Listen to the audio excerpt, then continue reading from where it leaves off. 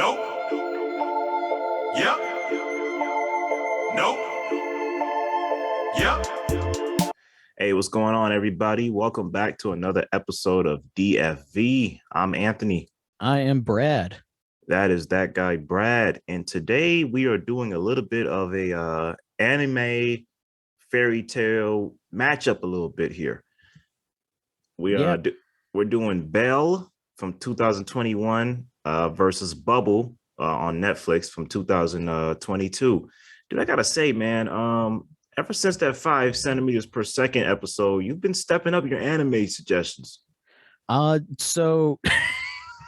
been stepping up subconsciously. I'm sorry I gave you that one movie you didn't like, man, but I'm glad that they're all hits since then. I forgot about it by now. Yeah.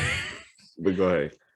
But with today's mashup, these are Belle was basically a huge movie when it came out in theaters and everything in Japan. And then when it finally made its way to America, it actually broke some of the records for animated movies in America as well for the short time frame that was in theaters. Especially, I mean, I don't want to say that it was easy for it to do because of the pandemic and everything, but it still did break some records for movies in theaters in the recent years and everything. Right. So we had that. Then with Bubble, it's the new movie from Studio Wit, which everybody kind of has been following Studio Wit since they did the first 3 seasons of Attack on Titan. So there was already a lot of eyes on this one. And Netflix jumped on this one and grabbed it and pulled it into their lineup. And it actually just came out 2 weeks ago, I think. It was very recent. I don't remember the exact date, but it is a recent movie. It's within the last 2 or 3 weeks. I know that much. I can't remember exactly when it came out, but it's a very new movie. Yeah. All right, man. So should we do chronological? I think it fits this episode. You know what? I really do want to talk about Belle first, so let's do chronological. Okay, all right. So we got Belle first on deck. All right. So Belle, this is an anime retelling of the classic Beauty and the Beast story. So this revolves around a young girl. Her name is Suzu. There's like this new app on everyone's phone called the U, which is basically the metaverse that we have today, where you can go in there, be whatever you want to be anything other. You can be anything other than yourself in reality. Now, Suzu is dealing with the loss of her mother. She's been dealing with this for many years. She has a very disconnected relationship with her father. They're both a little distant from each other. So she digs into this U app and she creates an avatar with the name Belle. And she sings. And everyone loves Belle in this universe. They think she's a terrific singer. She becomes like a major star. She soars on whales, singing to everybody. Yeah, she basically goes all out as this icon of, J-pop, more or less. Yeah. In this virtual world called You, where everybody is anonymous. So everybody's kind of going, who is this person with the perfect voice? Because that's one thing that is transferred along is your real voice and everything are transferred to this app. So you take on this avatar with your own voice, but looking completely different. And the major thing is your character in this app is pre-built for you. You don't select it. And its features change based on your own physical appearance and everything. So any markings you have on your face would show up in the virtual avatar. Same for like your, any physical traits you have basically are transferred in some way, shape, or form. So we have that. And during one of her performances one day, there comes this unbeatable user called the Dragon or the Beast, who takes down all the so-called guards of the U. And everyone looks at him as kind of like an enemy, like, he's a menace. We need to take him down. We need to find out who he is. So she gets intrigued and kind of is wondering, like, dude, why is this guy so violent? Why is he so mean? What's wrong with him? If you know the story of the Beauty and the Beast, you know where this is going in the realm of the universe, because there's 2 different stories going on here. There's a story of Suzu, and then there's a story of Belle. So so you have two of these worlds colliding about Belle trying to figure out who this beast is, what's his identity. You have the story of Suzu, trying to come to terms with, living life again and not being so stuck in this world of the you, and pretty much trying to figure out how could she come back to what she once was when her mom was still here. So you have two of those narratives colliding. And dude, let me just say, man, this is a beautiful film, dude, both in theme and in visuals. Like, this is a beautiful movie, man. So the first time I got to see this movie, I actually did see this in IMAX because it was one of those IMAX. movies that a lot of people were talking about and everything. And I was like, okay, I'll go check it out. And there ended up being like an IMAX showing, like one of those. It wasn't one of the fan events that excludes everything A-list. It was just one of those one-time kind of showings in IMAX near me that I was like, okay, I'll go. I'll check this one out. It was me and one other dude in the whole theater. It was, Oh, wow. Yeah, so I was kind of surprised because there's a big anime community around Metro Detroit and stuff. So that kind of surprised me. I'm guessing they must have had earlier showings that I just missed out on. And this was like the last one that I happened to catch by chance. So this is you and this one other guy in this huge IMAX theater. Yeah, pretty much. But on IMAX, this movie is absolutely beautiful. I actually walked in a couple minutes late to it. And so I walked in when she was like on the whale singing. Like that's where I walked in, which during this rewatch, I realized I didn't miss anything. I basically missed an explanation of the U-verse and how they get their avatars. You missed the whole zooming into the world, which I think is one of the best transition shots I've seen in animation. I did miss that. I jumped in when it was she was on the whale singing and everything, but even that, this movie is absolutely gorgeous. The animation is top notch. I love how the animation style has these distinct little changes between going through the U-verse and the real world, so that you never get confused about them. I love the theme. Like I love how the visuals are gorgeous and beautiful, but I also love how the themes are beautiful. How you deal with loss, grieving, identity, because in Gen Z's addiction to technology, and not interacting with the real world.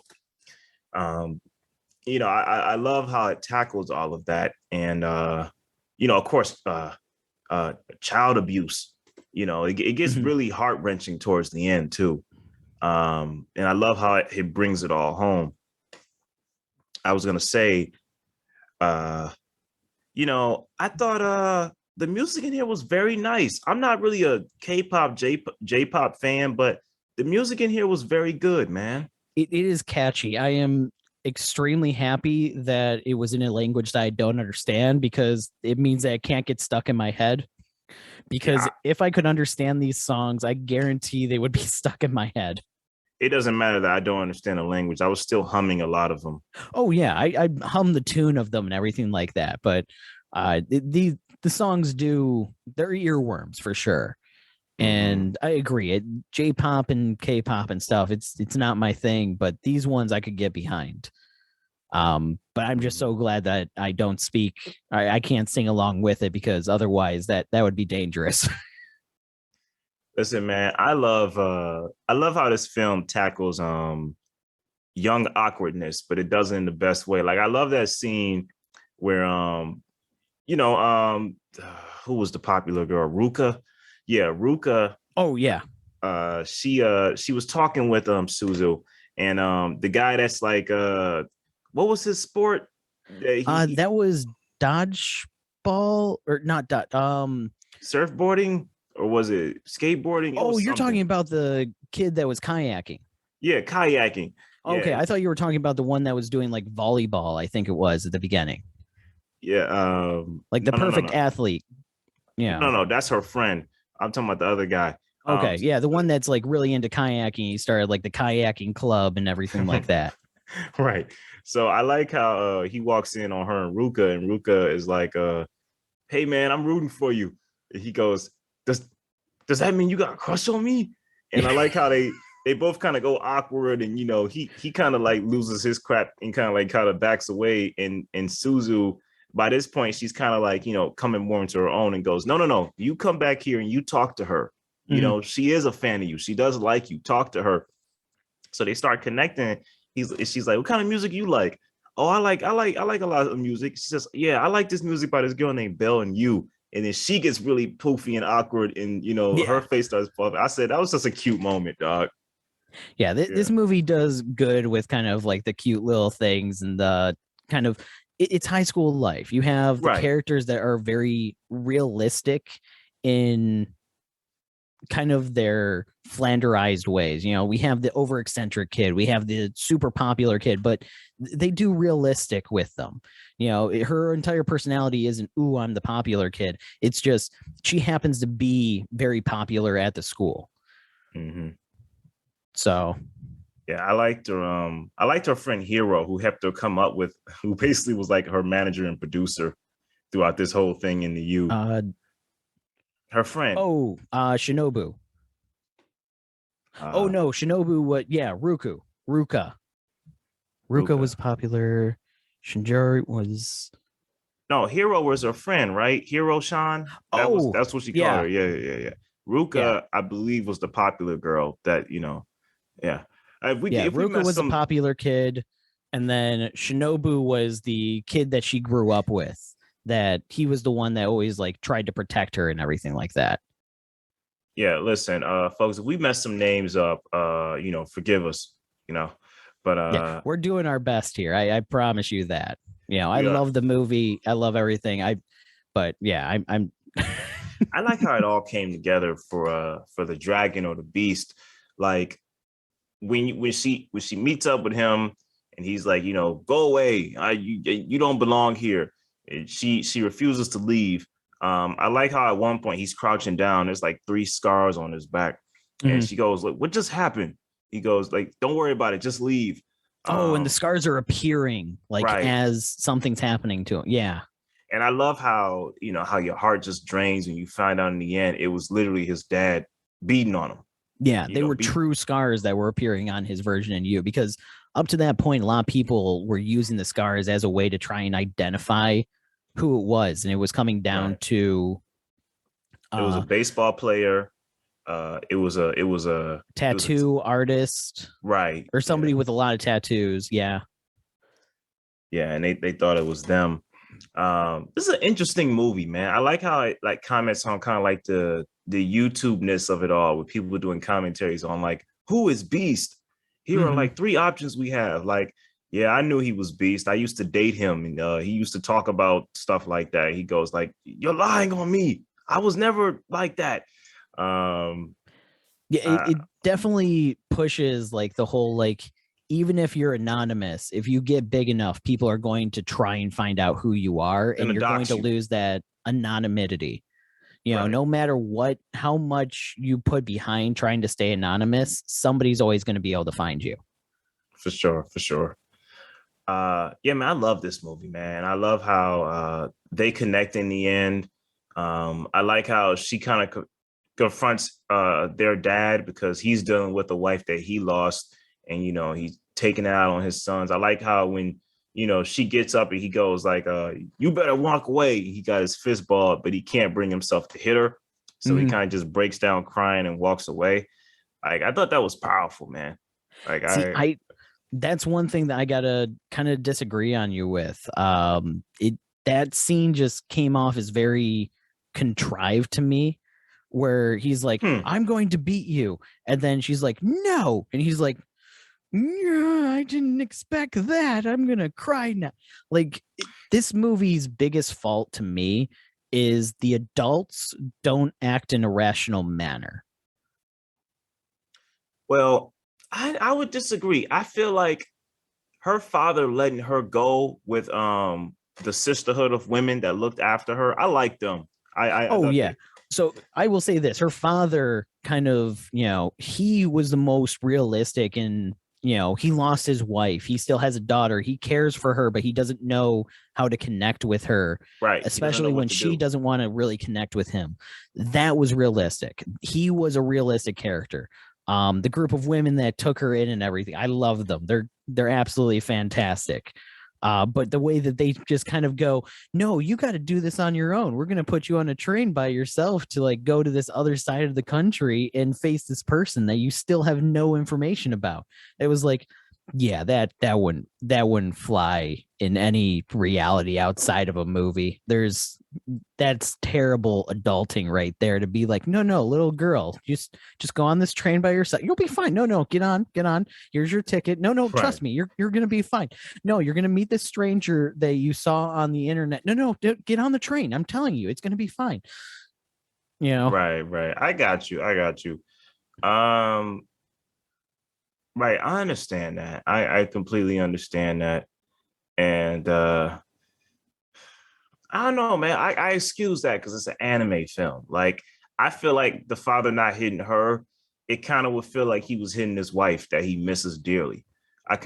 Maybe that's just my maybe that's just my writer brain thinking. like your interpretation of it. My interpretation of why he didn't hit her. You know what I mean? So that's how I looked at that.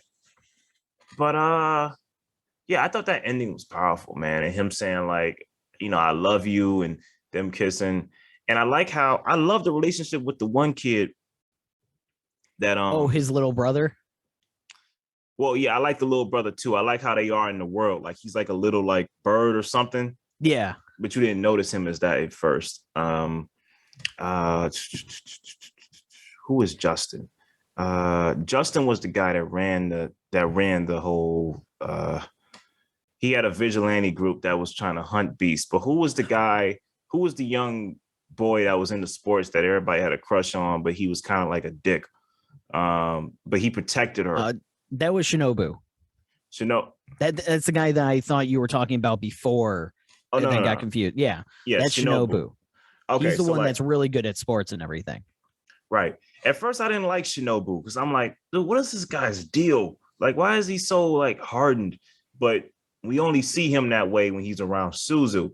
And then in the end, it makes sense because we understand their relationship. When she was going to go chase after her mom after she went to go save the little girl, he was the one that stopped her. We saw a hand stop her. We didn't know who it was, but it was him.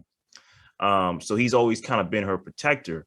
So I like how in the end, when she kind of like comes back to herself and like chooses to live life again, I like how he kind of stretches and goes, all right, well, I guess you don't need me watching over you anymore. It seems like you're back to normal. You don't need a protector anymore. Right. I was like, okay, now I know why this guy is so hardened in the way he is. That's why he's like that. Because he looks at her like a little sister. Yeah, that was a great reveal because he does come off as like, I don't want to say stalkerish, but a little bit like too enigmatic, controlling of her. Yeah. And it doesn't make any sense at all because they're not related. He's just like presented as a childhood friend, but then you see that scene and everything like that, and you kind of see, from his point of view, he gets a little bit more character and is told like, yeah, he protects her. He wants to make sure that she lives because he cares for her, but not in like a loving way. It's a family bond kind of situation. Mm-hmm. Yeah, I agree. Yeah, I love that reveal. I thought overall, man, this is just a very lovely movie. I love the relationship between her and her dad. I like how they reconnect in the end. And I love how it just ends on a perfect note to me where they're like, hey, Belle, sing something. Like everybody's like, and then they're something. singing together and she's finally singing in front of people. Right. I thought that was lovely, man. What are key moments that you want to pick out about this movie? So the key moments, first off, the visuals of like when she's doing the concert and everything like that in the U-verse is beautiful. That panoramic shot of going around the stadium and stuff like that is beautiful. Right. The kind of way that her one friend, I'm trying to remember, Hiroka, who is like this elite kind of computer hacker, is going through and like basically spamming everybody with her music in order to make her blow up. I found it hilarious. There's the scenes where she's with that group of old ladies and they're like, no, you should be with somebody your own age. And, here's this. And they're just chit chatting and stuff, casual conversation. I love it. Yeah, I will say the one thing about this movie that I think holds it back the most is the fact that it is an adaptation of Beauty and the Beast. It almost feels like those parts held back the story because they had to hit story beats with, here's the castle, here's the beast that's like forbidden, here's the people that are after him and everything. I'd agree with you if it didn't work. I understand what you mean by it being a little bit of a distraction, but it works. Yeah, it does work, but at the same time, I almost feel like it's holding it back in a way. Because I would love to see where they could have gone with this if they weren't like, okay, we had to hit this note. We had to hit this note. It's kind of like when we had the live action Lion King movie and it was like, no, we have to have them sing this song. And it's like, but that doesn't make sense with what you're doing with the live action movie. But we had to have this scene. No, that doesn't make sense with what you're doing with the live action movie where it's supposed to be like more of a realistic Africa and following like real lions and stuff, them hopping around on giraffes. That doesn't work here. I get that you want to hit the story beats, but with what you are presenting around it doesn't. I didn't think it was much of a deterrent. I liked it. I thought it was cool. I give this one a 4.5. I agree. 4.5 on this one. It does well. Like the only points I have of contention on this one is the adults are stupid, and I feel like it was just held back by the fact that it's trying to be a Beauty and the Beast. But that is literally the layout that they had for the movie, which is what allowed this movie to be what it is. So it's hard. It's one of those points where it's like it's holding it back, but it did make it, help them set up the foundation of this movie. For sure. I'm almost envious that you saw this in IMAX, man. Like, I wish I could have saw this in IMAX. This is a good movie. Yeah, I want to say I mentioned it to you when I saw it too. But yeah, this one. Thank you, did. Yeah, this one was one that if it comes out in IMAX again, I'd probably go see it again, even if it was one of those like, one night only, excluded from A-list kind of movies. For sure, I understand that. All right, man. Ready to move on? Yes. So moving on to the newly released movie Bubble. This one is made by Studio Wit, the people behind Attack on Titan, Vivi, Seraph of the End, all kinds of classic anime series. This is an original movie told in the theme of The Little Mermaid, with it following a dystopian Tokyo, which has been flooded by bubbles that have caused the city to kind of be flooded with water and everything. And within the city limits of Tokyo, gravity works differently, which causes a new group of parkour to be created by kids that have run away from home that are just kind of doing this race through using the fact that gravity kind of does but doesn't exist in this world.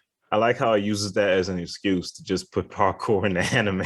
I know, but at the same time, if there was ever a studio that I would give that a pass to, it's Studio Wit, because they know how to do those shots of like weaving around people, just hopping around like madmen. Mm-hmm. So when I heard that Studio Wit was doing a parkour movie, I was like, yeah, I'm in 100%.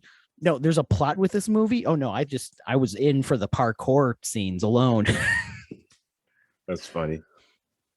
But yeah, so this game, I'm trying to remember what they called it. It basically the death game in here. And one of the so they have different teams with everything. But one of the members of the team, the Blue Blaze, is Hibiki. Mm-hmm. Who is kind of like a prodigy at everything. He always wears headphones because he has a very sensitive ear and everything. But when he takes his headphones off, it allows him to almost like hear the bubbles that are floating around, which gives him a better chance of being able to get to this capture the flag kind of parkour game that they got going on. Yeah. He always hears the sound of singing coming from the this tower. It looks like the Eiffel Tower.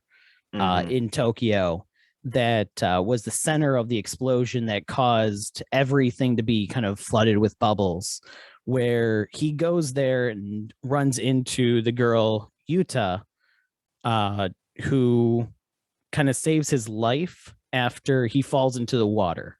Yeah, yeah. And that's basically the beginning premise of this movie without kind of just going into the entire thing. Right. I gotta say, man, when this first started, I'm like, man, I'm seeing a lot of Evangelion in this.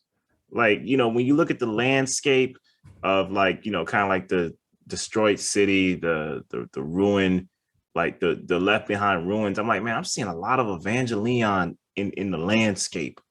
But with the story, of course, you hear a lot of callbacks to Little Mermaid. Yes. Dude, I gotta say, overall, we're gonna get into detail with this. I feel like I like the visuals of this film. I like the characters of this film.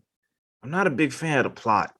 A lot didn't make sense to me. The plot was a little bit strange on this one because you have, the movie does not explain itself at all. I'm gonna just say that right there. Nothing makes if it did, I sense. missed it. I just know the bubbles broke. Whatever is like normal in reality, the bubbles broke those laws, and that's why everything is a little topsy turvy. Like, I was barely kind of understanding why the anthropologist was there the whole time. Like, oh yeah, I'm here to take note of these people and like how they interact, and I give them food rations if they do well in the competitions. I'm like, so the other people don't eat?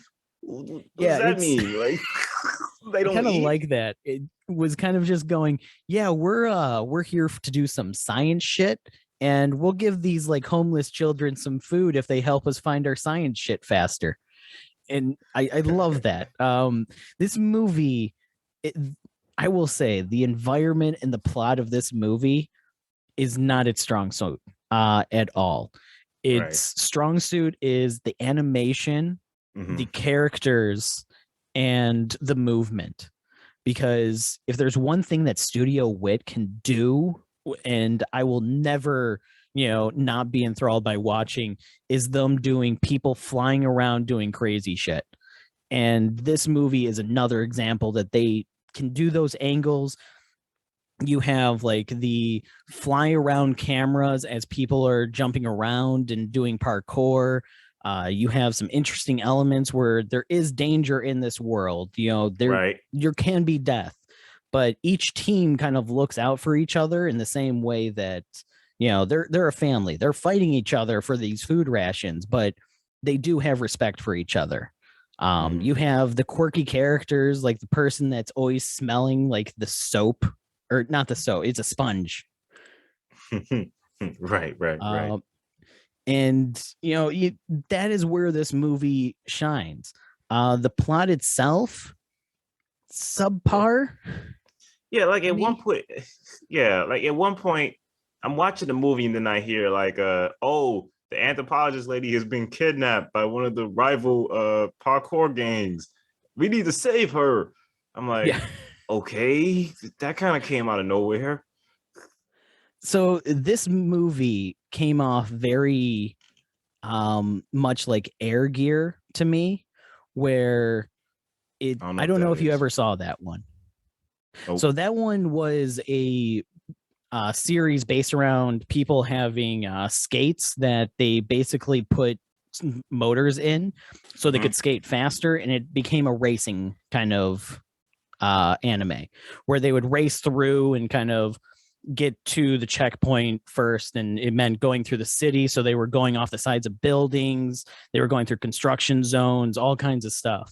And this movie kind of gave that same feeling, but with parkour, especially when the one team came in with boots, and I was just like, oh yeah, this is Air Gear. This is this comes off as the Warriors by way of the Little Mermaid. Yeah, a little bit here. This film kind of comes off like that in some scenes. Like, can you dig it? No, it's more Mad Max by way of the Little Mermaid. I'll put it at that. Yeah. Yeah. We got movie was weird at times. I like is it Utah or Uta?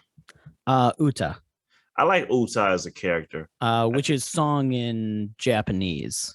So her Okay. name is literally just song.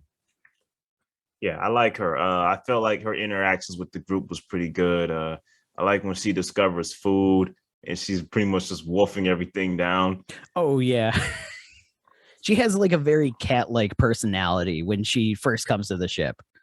Yeah, for sure. And Um, go Go ahead. ahead. No, I was gonna say like this is a bizarre movie. Like I like Hibiki and I like his character development. I like how they go into his past when they go into his ultra sensitivity, like showing him as a kid growing up with that, like little disability and how he used it to his advantage as an adult. And it's a handicap that he turns into an advantage. I like how he that kind of him being other than him being unnormal or him being unique taps into why His he's so disability doesn't hold him back in a way. Like he does have a disability in a sense, but he manages to overcome it. it doesn't hold him back, but it also connects him to Uta and her strangeness Yes. as well. But dude, outside of that, this movie, I feel like it struggles for a story. It takes a fairy tale and stretches it out more than it's prepared to. Yeah, it seems that. So my assumption based on watching this movie is Studio Wit was going, we want to make a parkour thing. And they just kind of developed it backwards from there by going, let's add some anti-gravity in here so we can make it really cool looking, have it be a race. Let's have it make it kids where they're like going in and they're doing this like capture the flag parkour game for food. And then eventually they got to, but why is this place like this? And somebody was like, I don't know, explosion of bubbles. And they were like, that's good. That's good. Write that down. Write that down. Should we Right. explain it further? No, explosion of bubbles. That's all we need. It starts off interesting. I'm like, oh wow, bubbles. Where is this going to go from here? It says yes. Uh, this big crash of bubbles came down. Yeah. It just destroyed many buildings. It destroyed everything, and now everything's flooded forever, and no science can explain it. I'm like, well, shit. Okay. Then where we go from here? Look, parkour. Yeah, we'll go with parkour. I do love that the beginning of the movie goes, this is a zone where nobody is allowed to go. And then we, cut to these kids doing parkour and there's some scientists running it. And it's like, yeah, we get supplies that we can give to these kids as we're here doing science. And it's like, did you just say that this zone was like restricted and nobody was allowed in? You guys were just like, yeah, we're doing science here. But then these kids showed up and we were like, yeah, let's watch them do some crazy shit. Right. Yeah, a lot of this doesn't make sense. But I feel like if you just go with it, you can excuse it. It's a fun time. If you just kind of go with it and don't think about anything, it's a fun time with some great characters. Yeah. Overall, I kind of like this movie. The visuals hit me harder than the plot, obviously. Mm-hmm. The action, the parkour hit me harder than what was going on. I say this is a solid 3. This one's a 3.5 to me. It's got great characters. I do love the characters that are in this because you even have like Kai, who is kind of this leader that he doesn't hate Hibiki, but he resents him like being on the team and everything because he wants to be the leader, but he sees Hibiki as the strongest ally. And you have the moment where he's like, you go, I'll stay behind. You go. You're the one that can finish this for the races and everything. And I like that.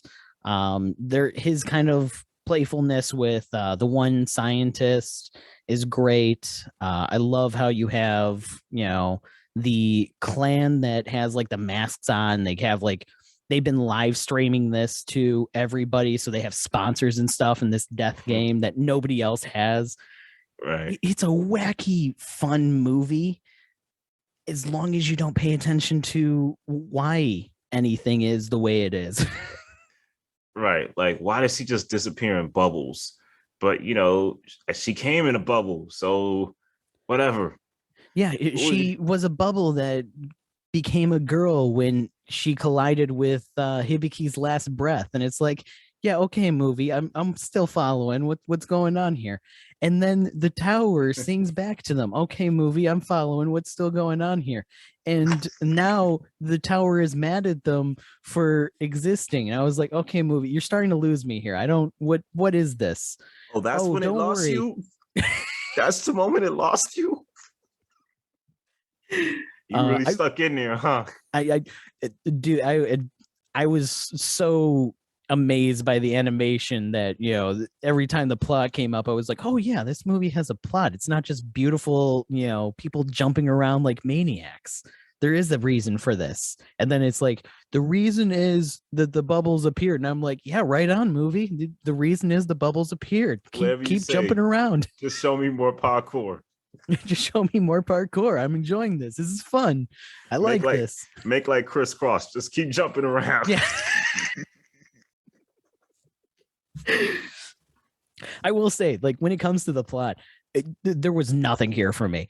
But man, was I loving this movie and enjoying it still at the same time. It's a cool movie. It's a cool laid back movie.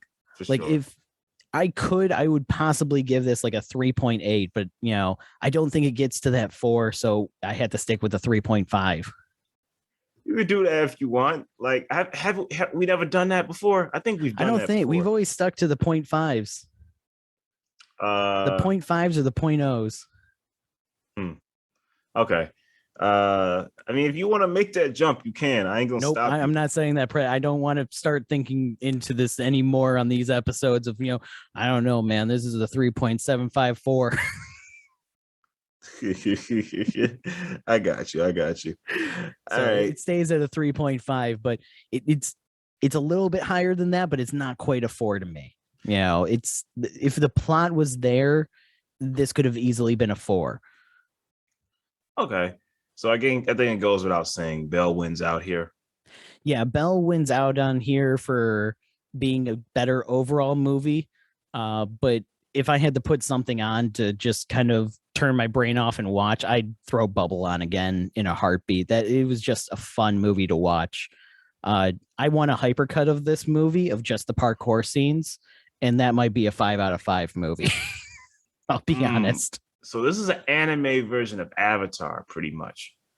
Like we were talking about on the last episode. It's just beautiful to look at, but don't pay attention to the plot. Yeah, there's no plot here. Just there's nothing going on between the ears. Just watch. Interesting.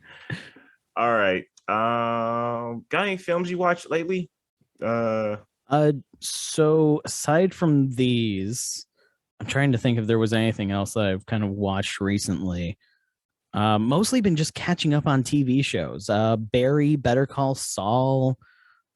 We have, I'm trying to remember what else there is going right now, but there's just so many TV shows that are coming up now. Atlanta, that's the other one. That I still gotta watch it, man. I still gotta watch Atlanta and Saul. Oh man, there's just, I hate that this happens because there's always like this giant drawn like shows, like nothing on TV to watch, and now we have like 3 of my favorite shows all going simultaneously, and I'm just like, oh my god, okay, so I gotta watch Barry on Sundays, and then Better Call Saul's on Monday, and then on Thursday I catch Atlanta, and I think it's the opposite. I think there's just so many good stuff out to the point where it's overload. One day when we're older and we have time on our hands, we're gonna have the time of our lives, just being couch potatoes, watching all this stuff that we missed. We may finally finish our Netflix queues. Like, oh, look, there's Fear the Walking Dead. I remember that show. Let me start this on episode 1. Yeah. And just go on a whole journey. Yeah, man, but I know I gotta get back into Atlanta and Saul. I was gonna watch Atlanta and Saul as they were coming on TV week by week, but it just got away from me. It just got away from me, man. It's hard these days, man. I want to say Atlanta only has one or two more episodes this season. Mhm. So you might be able to binge through that one soon. Hey, I wouldn't mind it. You know, Yeah. binging is always cool, but that can be kind of a time consumer too. I wouldn't mind binging through the first half of Saul because, like, and I hate it when they do that, man. I listen, the creators of Saul. I know they have the best intentions, but I hate it when AMC goes, "We're gonna split this last season in half." I'm But like, in terms of splitting a season in half, this one isn't that bad. It's like a 2-month split. If it even oh, is okay. that. I thought it was gonna be like the split that Breaking Bad had. Like, man, that was too long of a time. No, yeah, the last episode before the split premieres on May 23rd, and then the next episode comes on July 11th. So it's literally a month and a half of a wait, basically. Yeah, but why? My guess is it just has to do with scheduling for getting those last couple episodes finished up filming wise and like production wise. In order to make it so they could start pushing the series out sooner, they kind of put this split in there to give people more time to finish those last couple episodes. But then again, wouldn't you say film all that beforehand and edit all that beforehand for you ship it all out? Well, the problem is then we have a longer wait because imagine if the series didn't start until basically the end of May. You know, now we had a series where, like, instead of having a blank space in AMC, because right now The Walking Dead is on hiatus until the next season and stuff. Right now, a lot of their other stuff. So, like in April, there was nothing going on with AMC, and you can't have an entire month or 2 months where you don't have a single new show really going. That's like a big draw for people. So this way, they get to go April through May. We have Better Call Saul, and then something's probably going to start in June, and then July we have Better Call Saul continuing. So it kind Okay. of lets them You're fill in making some of the dead sense. air space. You're making some sense here. You're making some sense. Because I was gonna say, well, look, dude, Atlanta was gone for 2 years, but FX always has something on. Yeah, FX So always has a show going. You know, if it's not It's Always Sunny, it's something else going. They have something to draw people in to watch once a week at least. I keep forgetting that AMC used to run movies. Like that used Yeah. to be a movie channel. Yeah, they really I think Breaking Bad kind of killed that for them because then they started investing more in their own original programming and nothing got that high of Breaking Bad for a while. Technically, oh yeah, Breaking Bad was the first show. I keep thinking Mad Men was, but Breaking Bad came before Mad Men, right? Technically speaking, I think so. Yeah, I think Breaking Bad was the first original show, and Mad Men was not that long after. I am going to pull it up and see for sure. Because I remember the first day they promoted it. I was not promoted it. They advertised it. I was like, oh man, that's Hal from Malcolm in the Middle, you know. And I think it was billed AMC's first original series. Mad Men was before Breaking Bad by a year. So Mad Men was Wow. 2007, Breaking Bad was 2008. Wow. Mad Men did finish later though. Mad Men went 2007 to 2015. Yeah. Breaking Bad was 2008 to 2013. They had a lot of seasons, man. I mean, I think they had like 7. Yeah. Okay, all right. I stand corrected. But I think Breaking Bad was the first one to like gain traction outside of just, you know, Mad Men probably pulled in a lot of movie fans that were already watching AMC. Breaking Bad was a show that pulled in a lot of people that normally weren't watching AMC. Right. And then you had The Walking Dead, which became the main moneymaker. Right. Yeah. Okay. And then The Walking Dead started to die. Then they brought in Better Call Saul.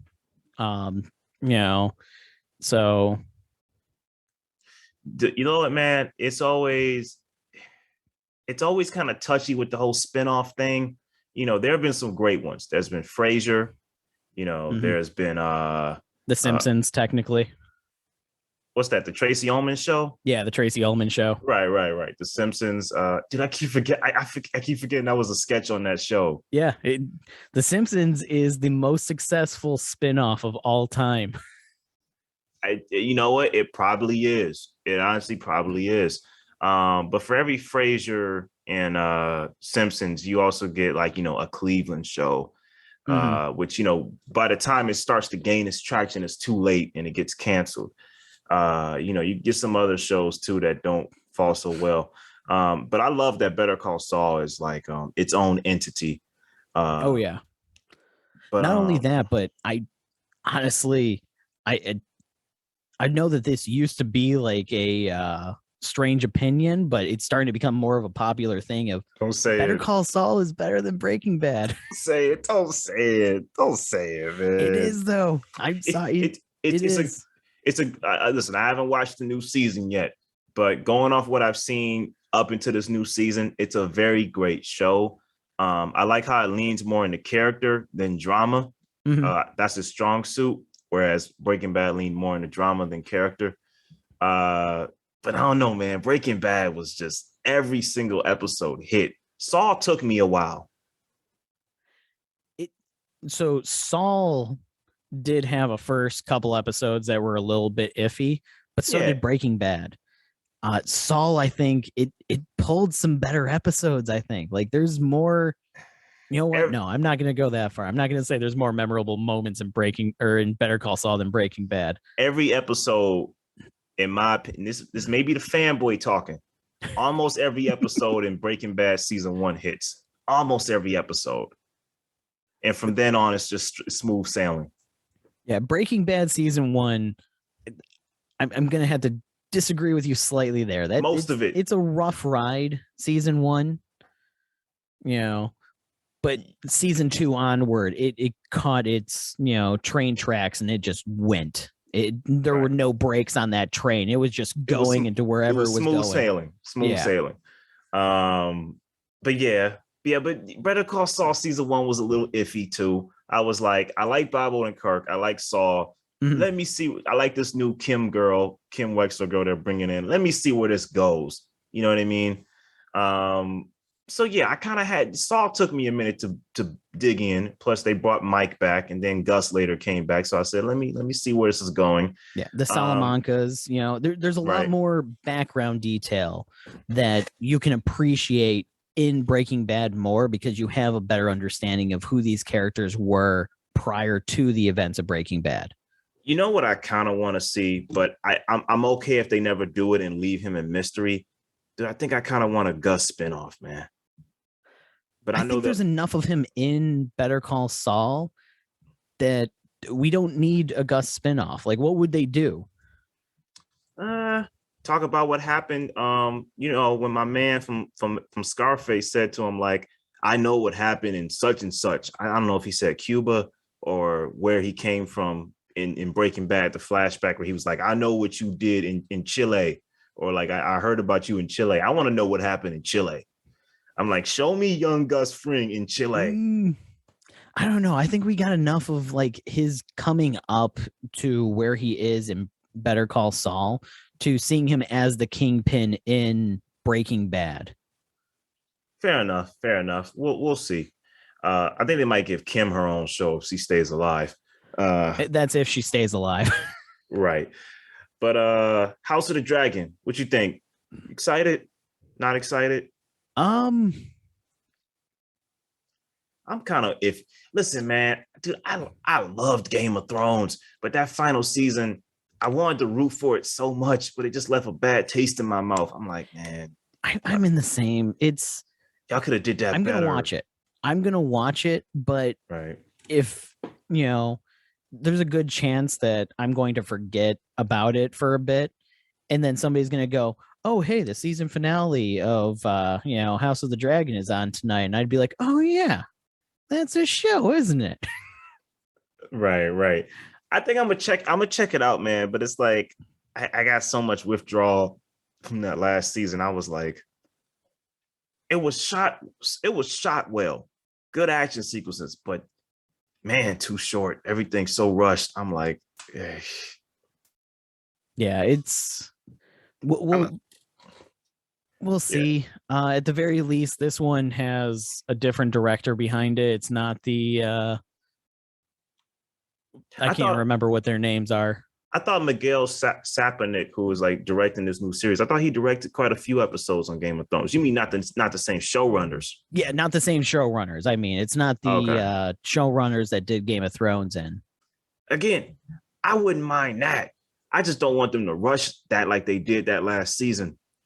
I still think it's hilarious that they rushed that one out because they were given a Star Wars, and then Disney later went, "We're gonna take away your Star Wars." Right.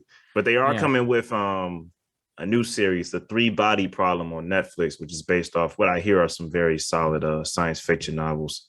Yeah, we'll see how that is. I just kind of I find their whole situation hilarious where, they were practically married to the hottest woman alive, and then they were like, no, we gotta get divorced. I just found this other girl that's way hotter than you, and then got the divorce, went over to her, and she's like, oh no, I met someone else. I'm sorry. We're not a thing anymore.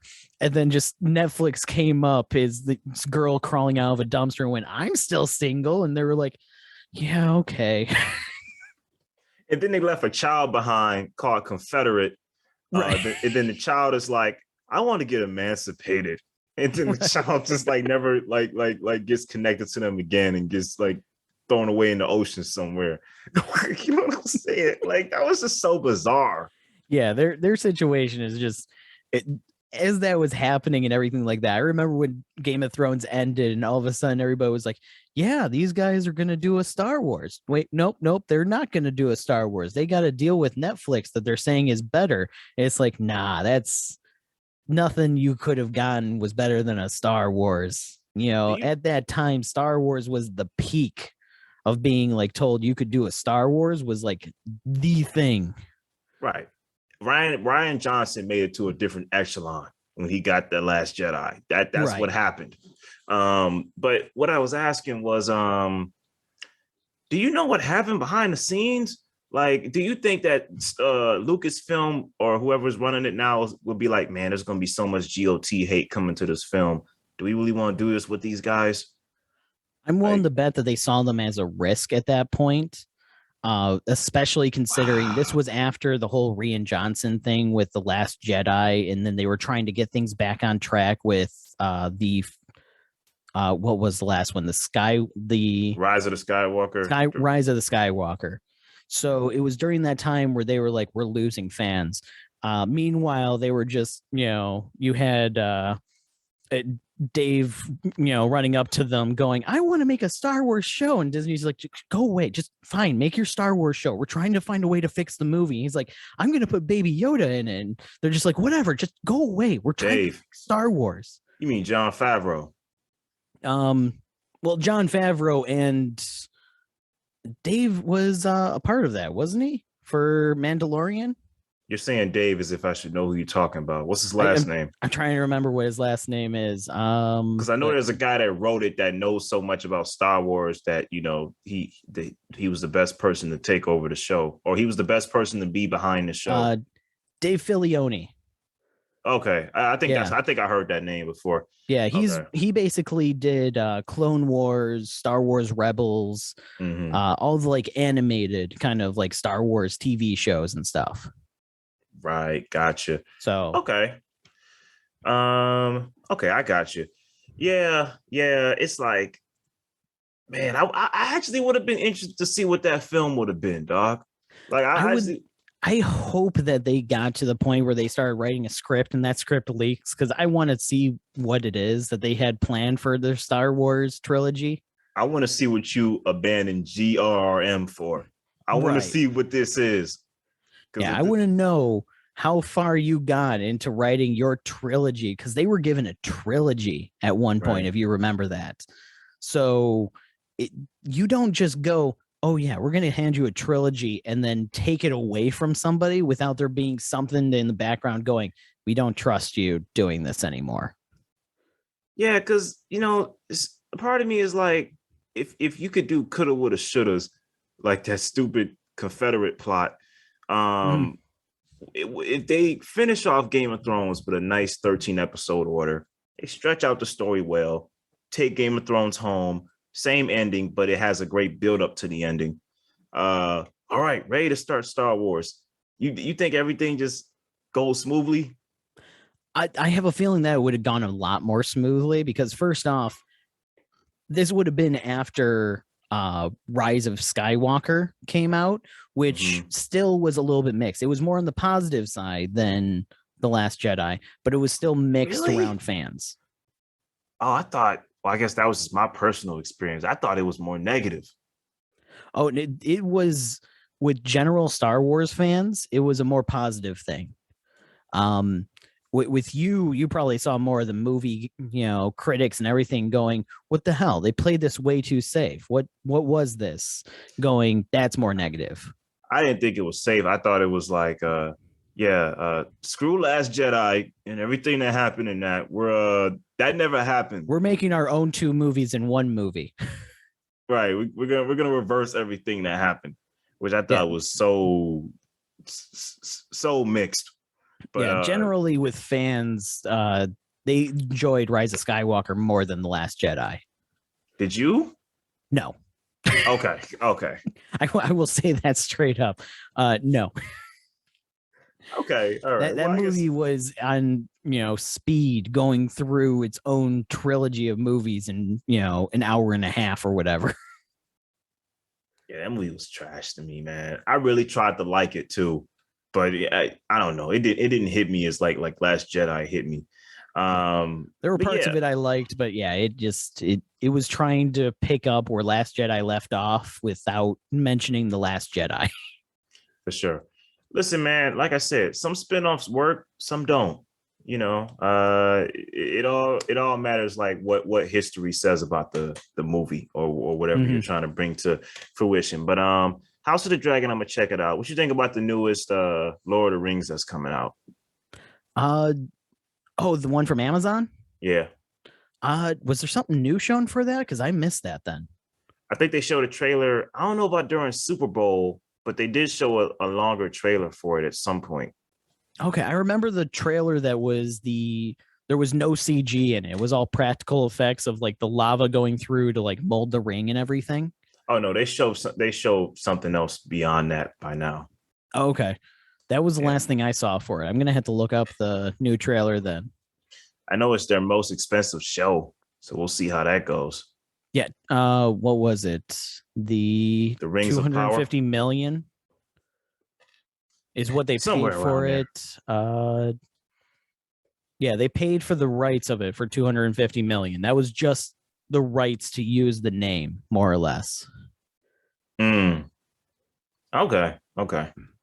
There's got to be something on here for the amount that they paid per episode too, and we'll see. I don't know. Yeah, we'll see. Batman 2 coming. I want to say we mentioned that. Didn't we mention that before in a past episode? We probably did. I was debating if we did mention it. Okay, we mentioned that. All right. We mentioned Godzilla versus Kong 2 too. Isn't it official Godzilla versus Kong 2? Or I thought it was just a new Godzilla movie that still takes place in that universe. Oh, I thought I heard Godzilla versus Kong 2 again. Oh, maybe there is something. You seeing Bullet Train? Absolutely. That movie looks exciting. I want to see that one. Okay. It looks interesting. It looks like stupid fun, and I'm all for it. I got you. I'm really excited. I want to see Men with Jesse Buckley, the new A24 movie. It's not ringing a bell on that one. I think you know it if you saw the trailer. I don't know about that other movie they're doing, the Bodies one. That doesn't look that interesting to me.